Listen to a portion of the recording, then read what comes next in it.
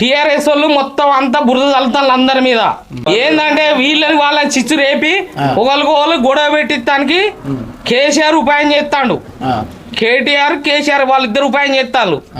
ఈయన సీఎం ఆయనే ఎక్కడో ఫామ్ హౌస్ ఆయన కూర్చుంటాడు, ఈయన ఈడ కూర్చుంటాడు. ఈడ జనం అంతా ఊళ్ళే పల్లెటూర్లో కొట్టుకొని చేస్తారు. అది కాకుండా మన రేవంత్ రెడ్డి మనకి ఇచ్చిన హామీలు ఇస్తారు. ఇంకా ఇప్పుడే కొత్త ప్రభుత్వం వచ్చింది, టైం పడుతుంది. ఒక నెల రోజు టైం ఇస్తే మనకు అన్ని సాల్వ్ అవుతాయి.